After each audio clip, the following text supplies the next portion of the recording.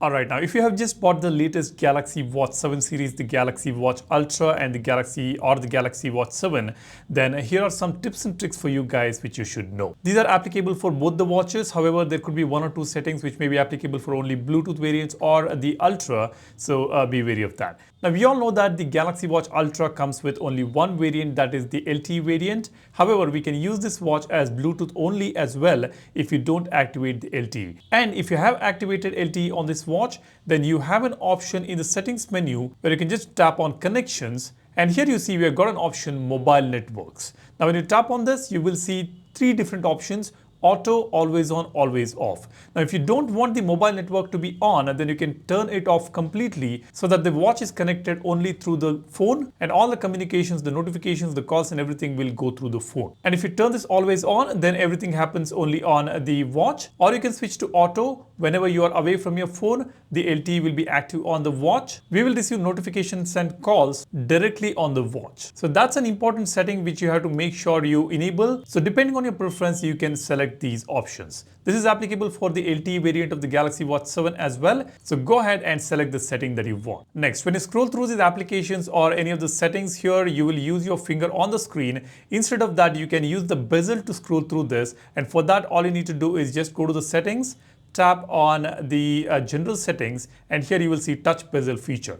You can just enable this. By default, this is not enabled. When you enable this, you will be able to scroll through the screen, scroll through the options or settings menu by just swiping up or down on the bezel of the screen. You see, I can just go back here. I'll go to the app tray and I can just swipe on the bezel of the screen to scroll through this. So this is not enabled by default. So go ahead and enable this feature as well. The next thing you want to do is go to the settings and go to display settings. And here you will see an option, touch sensitivity. When you enable this, you will be able to use your watch while wearing gloves. So this is a fantastic feature you can enable. And when you scroll down further, you will see show charging information. Now when you enable this, while charging your watch, you will be able to see how long it's going to take to fully charge the battery. It will show you the estimated time for a battery level until full charge. Next, we have got the Samsung Wallet application right here, or Samsung Pay application. Just tap on that.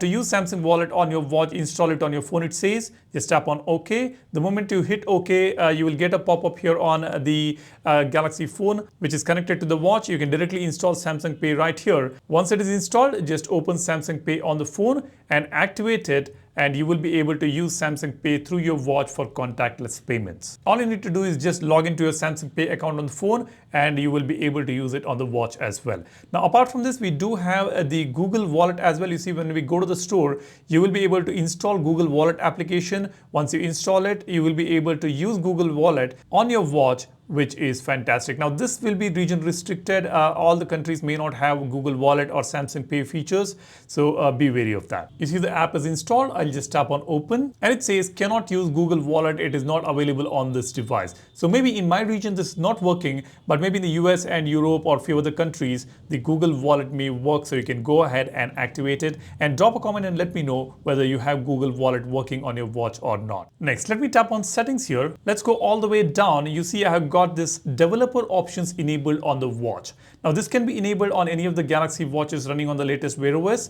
All you need to do is just go to About Watch, tap on software information, and here you can keep tapping on the software version and that will enable the developer option. You see it says developer mode turned on. Now when you go to the developer options, you will get some additional features or additional options here. The first useful feature is stay awake when charging the watch. So whenever you're charging the watch, if you want to check the time or see the charging information, estimated charging time, then you can keep the screen on by enabling this option in developer options. Then just in case if you want to change the animation scale, the window animation scale or the transition animation scale, then you get this option as well. Like you do this on the phone, you will be able to do this on the watch as well. Depending on your preferences, change your animation scale on your Galaxy Watch. There are a few more options here for developers, and in case if you want to make use of some of them, you can do that under developer setting. Next, if you're using the keyboard on the phone while typing, whenever you get a message, you will be able to respond to that message by selecting a smart reply option. The AI comes into play on the Galaxy Watch 7 series.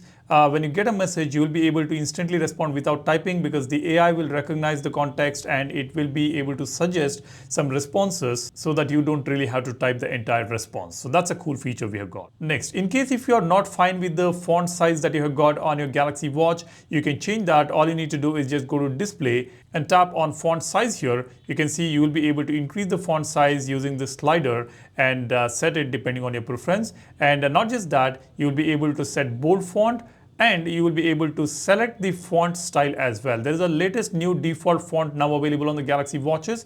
And if you want Samsung One, Gothic Bold, Choco Cookie, Cool Jazz, Rosemary, you will be able to select any of these. You can select the one that you want. That is about the font customization. Next, you see on the app tray, we have got all these applications, and whenever you add the new application, it will come and sit here.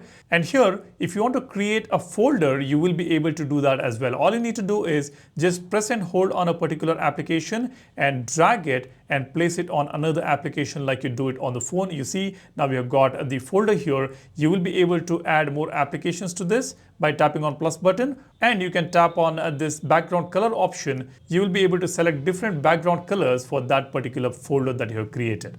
So this is a cool feature. Now let me just take this out of this folder and place it outside. I can just press and hold on that again, and I can just bring it out and place it back here so that it is not inside a folder.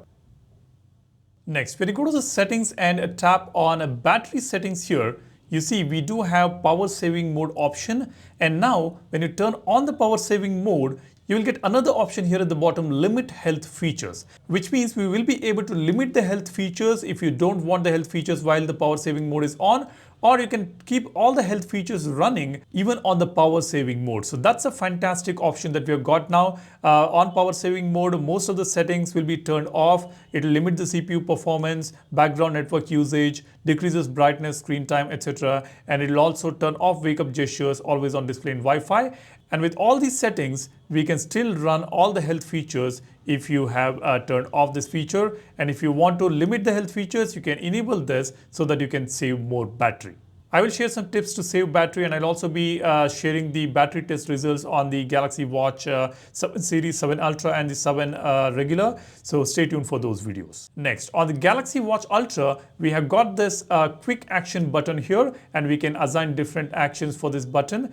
And it takes some time to get used to this button because we accidentally keep pressing this button and activate the action. So what you can do is you can go to the settings, tap on buttons, and here we have got action button. Right below that, we have got start action with option. We have got a double press and short press. By default, short press is selected, which means whenever you press this button, the action will get activated. Instead, what you can do is you can select double press option. Now, whenever you press this button accidentally, the action will not get activated. You will have to double press it. You see, when I double press, I have set the stopwatch here, it will get activated. So you can select this option depending on your preference for the Galaxy Watch Ultra. Next, under security and privacy settings, we do have an option to lock your watch. We've got two lock types under security and privacy. We've got pattern and pin. You can set the one you want in case if you want to keep your phone secured. I wouldn't prefer doing this, but it is up to you. Depending on your preference, you can choose these options. Next, in case if you're experiencing any lags or stutters on the watch, what you can do is you can just go to the settings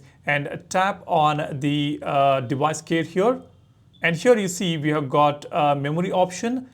This watch comes with 2 GB of memory by default, and it is showing 1.3 GB of memory used. Tap on this and you can clear the memory here. You see the internet, Google Play Store, messages, Samsung account, stopwatch, Google Wallet, contact storage, all this is sitting in the memory. You can just tap on clear to clear everything. Here you see 437 MB has been cleared. Doing this may improve the performance of the watch, so you can do this once in a while. Now, if you're using the keyboard on your watch, you see you can just swipe up from the bottom to see these additional options. You've got the mic here, speak to text option is here. You can just speak to the watch. It will convert your speech to text, and you'll be able to write on the screen. We've got emoji option, and we have got the QWERTY keyboard here. And we have got settings menu, by tapping on which you can access some additional settings for the keyboard. We have got predictive text enabled, and we have got auto capitalize enabled. Double tap space bar to add full stop can be enabled here. And we have got a keyboard swipe controls. This is where you can enable swipe to type option. You will be able to just swipe on the keyboard to type. So this is a fantastic feature that we have got on the Galaxy Watch's keyboard as well. Next, on the settings, we have got buttons and gestures tab, by tapping on which you can access or customize the buttons and gestures on the watch. We have already discussed about the action button. Then we have got home button customization option. We will be able to double press to go to most recent application or access accessibility, my exercises, water lock. So you can customize this button as well. And then we have got press and hold feature to get the power off menu. See, right now if I press and hold on the home button, I get the power off menu. Instead of this power off menu, I can press and hold to access Bixby. So that is something which you can set. Then we have got a back button, which is the bottom button here. We have got short press, go to previous screen, and we have got show recent application option, and we have got double pinch gestures here. So these are the gesture options that we have, which are actually very cool. So when you turn on the double pinch, whenever you get a notification, you will be able to double pinch like this while wearing the watch to dismiss that particular notification, and the watch will indicate you the double pinch action whenever that can be used. Then we have got shake to dismiss. You see, when we shake the wrist like this, we will be able to dismiss the notifications or calls. Then we got knock knock gesture. Right now I selected calculator application for knock knock. I can select any app options. You see, we have got a buds controller, Bixby, alarm, calculator, calendar, camera controller. Any application that I want, I will be able to select it. Right now I have selected the calculator application. Let me show you how it works. Let me do the knock knock gesture here. You see, the calculator is open now. Let me do that again. You see, you can set any applications or actions for the knock knock gesture, which is fantastic. Another thing I want to tell you is on the calculator application, if you swipe up from the bottom, we have got a units option. I can tap on this. Here you'll be able to convert the units. We've got area. We have got a few other options as well. Let me tap on this. We have got area, data, length, mass, speed, temperature, time, volume. All this can be converted here using this particular feature on the calculator, which is great. Next, we also have a feature called universal gestures. Let me tap on this. Now let me enable this universal gestures here. It says while universal gesture is on, gesture in settings, buttons and gestures will be turned off temporarily. That is something to note here. Let me select this. Now it says universal gestures need to observe your actions, receive notifications when you are interacting with an application. Let me tap on OK. Now you see, I just enabled this feature. I'll just scroll down here. You see, under gestures, we have got pinch. When we pinch, the next item will be selected. The double pinch for the previous item, make a fist to tap, and make a fist twice for the action menu. Then we have got back and forth, go to previous screen. We also have gesture tutorial right here. Let me just go back. Now the activation method is make a fist twice. So whenever I make a fist twice, the gesture will get activated. Let me do that. You see, now the gesture is activated. Now I will pinch once. It goes back. I'll pinch twice. You see, we have got this menu option here. I can pinch once again. To go to the next item, I'll pinch once again. I'll pinch once again. You see, it is going to the next item here, which is just fantastic. I'll double pinch. It goes back. I'll fist once. You see, it starts scrolling here. You see, it goes to the next page. I'll do that twice. It'll activate this menu. So we will be able to use the watch without even using the other hand. We'll be able to make these gestures and go to the previous screen or the next screen, or activate the action menu and do a lot of things using just single hand by just using these gestures. Now I will deep dive into this particular feature in the next video and show you how exactly you can use this. So stay tuned for that video. That is all I wanted to share with you guys in this video. I hope you have already subscribed to the channel. If you haven't done it already, go ahead, hit the subscribe button to become a part of Apex community. There are loads of things that you're going to learn on the channel. So go ahead, subscribe and give this video a like if you find this video useful. Thanks for watching. My name is Salyan signing off. You guys take care and stay safe. Cheers. Bye-bye.